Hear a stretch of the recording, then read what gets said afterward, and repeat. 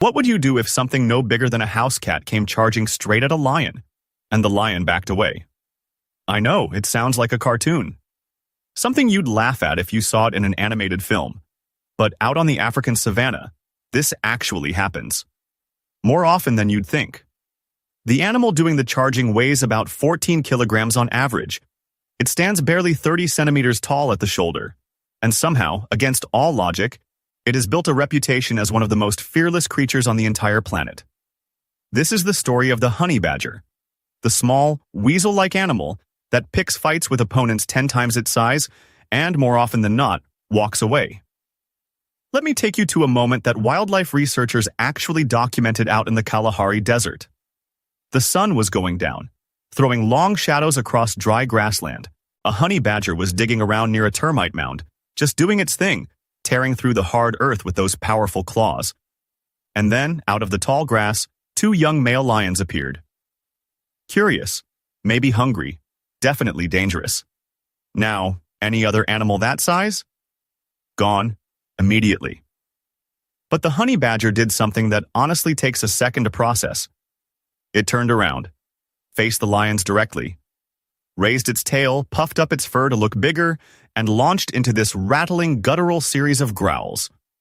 The lions circled, they tested, they moved closer. And then the honey badger charged, not away from them, but straight at them. Within minutes, the lions had retreated. Apparently, they decided this particular little creature just wasn't worth the headache. Which raises the obvious question, right? How does an animal that small survive face-to-face confrontations with predators that could theoretically kill it in seconds? The answer goes back millions of years to an evolutionary process that built, piece by piece, one of nature's most genuinely remarkable survivors. So, the honey badger belongs to the mustelid family, which makes it a relative of weasels, otters, and wolverines. And here's something that surprises a lot of people. Despite the name, it's not closely related to European badgers at all. Its scientific name, Mellivora capensis, translates roughly to honey eater of the Cape, which is a nod to its well-known fondness for bee larvae and honey. But honestly, that name kind of undersells the animal. Because the honey badger isn't just a honey thief. It's a formidable predator in its own right, built, essentially from the ground up, for combat. Start with the skin. And this is the part I kept thinking about after I first really looked into this. The honey badger's hide is roughly 6 millimeters thick in certain places. But it's also remarkably, almost bizarrely, loose. And that looseness isn't a flaw. It's the whole point. When a predator bites down on a honey badger, the skin rotates freely around the body underneath it. What that means, practically speaking, is that the honey badger can literally turn around inside its own skin to bite back at whatever has hold of it. Think about that for a second. You grab it, you've got a grip, and it just spins to face you while you're still holding on. Teeth and claws that would deliver fatal wounds to almost any other animal often fail to reach the honey badger's vital organs at all. And beyond that, the skin is tough enough to resist most snake bites, porcupine quills, even bee stings. There are multiple documented accounts of honey badgers shrugging off attacks that would have completely incapacitated a much larger mammal. Then there are the claws. Honey badgers have front claws that can reach 4 centimeters in length. And look, these are not delicate little tools. They're serious, heavy-duty digging instruments, capable of breaking through sun-baked earth, tearing into termite mounds, ripping open the shells of tortoises. In a fight, those same claws become weapons. And combined with a muscular build and a remarkably low center of gravity, honey badgers can basically anchor themselves to the ground and slash at whatever's coming at them. The jaw strength is equally hard to believe. They can crush tortoise shells, chew through the tough hides of snakes. Their teeth are built for tearing and grinding, which means they can consume nearly every part of their prey. And I mean every part. Bones included. But here's the thing. Maybe the most important adaptation the honey badger has isn't physical at all. It's chemical. Honey badgers have anal glands, similar to a skunk's, that can release a powerful, suffocating odor. And this does several things at once. It can push away predators who aren't fully committed to a fight. It can confuse bees long enough for the badger to tear into their hive. And it marks territory with a signature that's, let's say, pretty hard to ignore. When you start adding all of this together, the claws, the jaw, the chemical defense, all of it, you begin to understand why this animal can walk into situations that would be a death sentence for almost anything else its size. The list of animals honey badgers regularly go up against reads like a catalog of Africa's most dangerous wildlife. Take the cobra. Several venomous species share habitat with honey badgers, puff adders, Cape cobras, even black mambas. Most animals avoid these snakes completely. The honey badger hunts them. Observers have documented honey badgers tracking snakes by scent, deliberately provoking them into striking, then seizing them right behind the head before they can bite again. And when bites do land, which happens frequently, something remarkable follows. The honey badger may just collapse, apparently unconscious, maybe even dead to anyone watching. But then, after anywhere from a few minutes to several hours, it wakes up and continues eating. Scientists think honey badgers carry specialized mutations in their nicotinic acetylcholine receptors, the molecular targets of many snake venoms. It doesn't make them completely immune, but it gives them a resistance that's, honestly, kind of staggering. Porcupines are another one. Covered in sharp quills that can reach 30 centimeters in length, porcupines deter most predators just by existing. The honey badger treats them as a challenge. Using its thick skin and targeting attacks at the face and underbelly, a honey badger can kill and eat a porcupine, even while being punctured by dozens of quills in the process. They've been spotted walking away from those encounters looking like living pincushions, apparently completely unbothered. But here's where things get really dramatic, because the honey badger doesn't just tangle with, like, mid-tier threats. We're talking about lions, leopards, hyenas, Africa's apex predators, animals that share the same territories. And that could, theoretically, kill a honey badger with a single clean bite. Theoretically. In practice, it almost never goes that cleanly. There's a documented case from Kruger National Park where a honey badger fought off 6 lions for over an hour. 6. The badger was eventually killed. I mean, I'd be surprised if it wasn't. But not before it inflicted injuries on several of its attackers. Rangers who were there described the lions as visibly reluctant to engage, repeatedly backing away, despite having an overwhelming numerical advantage. And that detail keeps sticking with me every time I think about this story. Similar accounts exist of honey badgers driving leopards off their kills, invading hyena dens, which, just let that sink in for a second, and even chasing young cheetahs across open ground. And the pattern is always the same. The honey badger never runs first, it always fights back. And that response, that stubborn, almost offensively aggressive response, is so unexpected, so potentially costly for the attacker, that many predators just decide to look somewhere else for dinner. Now, on the surface, this looks completely insane. Why would any animal consistently choose to fight rather than run when the thing facing it is so much bigger, so much stronger? It seems reckless. Honestly, it seems suicidal. But here's the thing. In the honey badger's case, fearlessness isn't stupidity. It's strategy.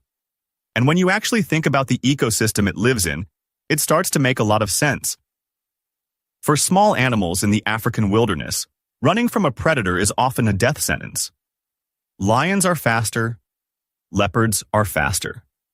Hyenas might not be faster, but they have endurance that will outlast almost anything. Once the chase actually starts, the math favors the hunter. But what happens when the prey refuses to be prey?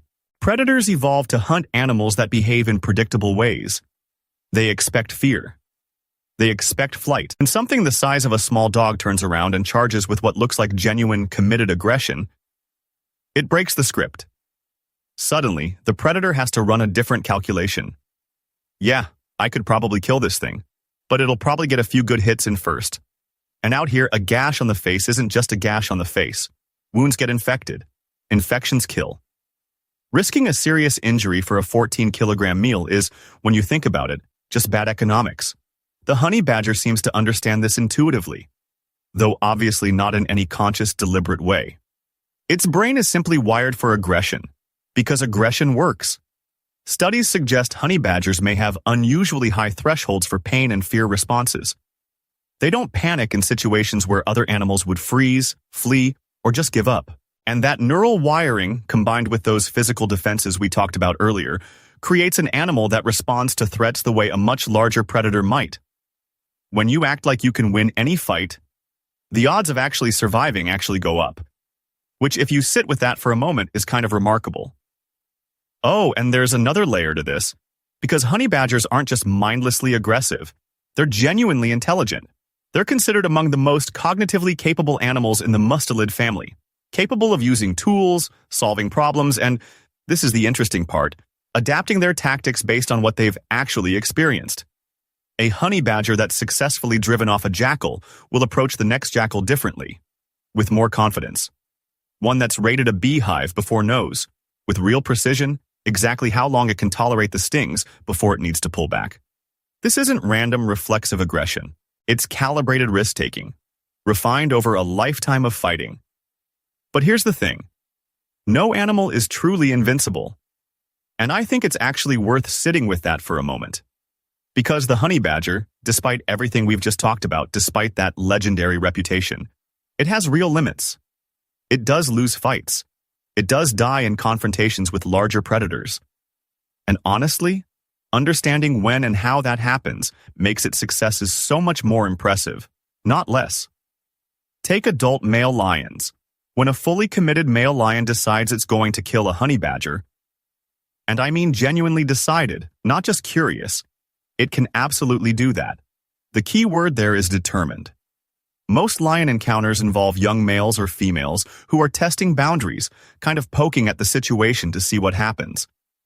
But when a whole pride locks in and agrees that this badger is worth the effort, the outcome is usually fatal for the badger.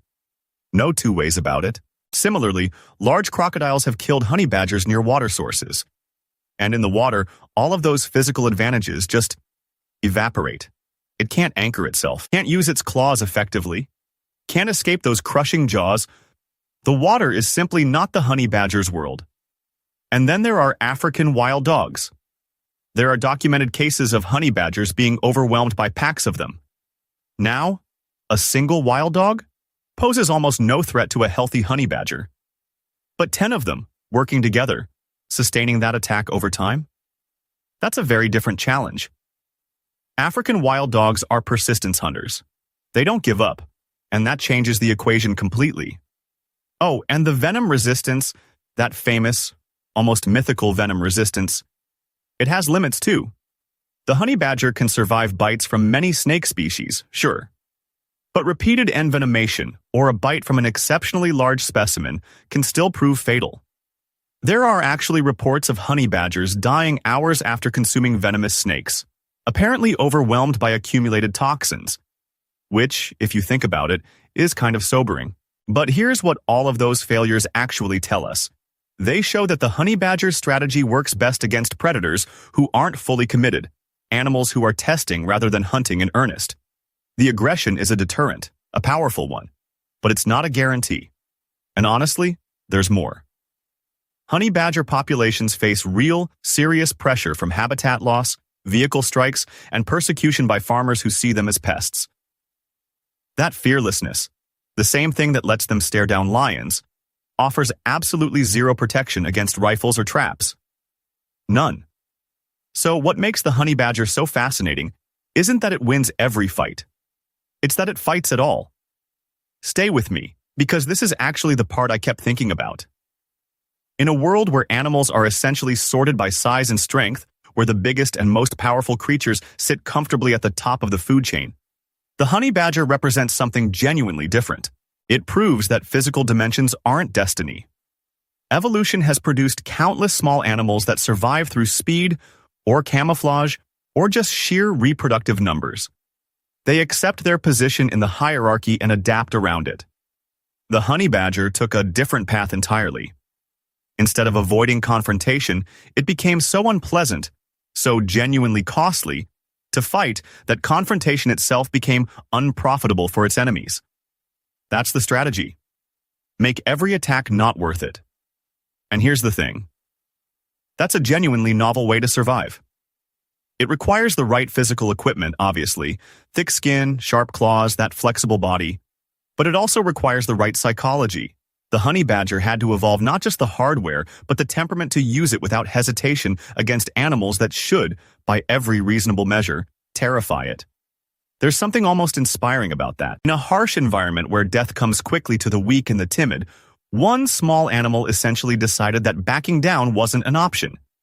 And through millions of years of refinement, trial and error, generation after generation, that decision became embedded in its very nature.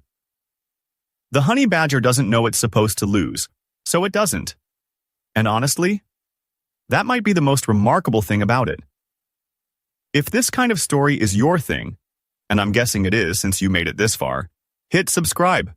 We dig into the natural world's strangest, most stubborn, most genuinely surprising creatures, and there's a lot more where this came from. Drop a like if you picked up something new today. It genuinely helps. Oh, and the comments, I actually read them, so if you've ever seen an animal do something that just shouldn't have worked, tell me about it. I'd love to know. See you in the next one.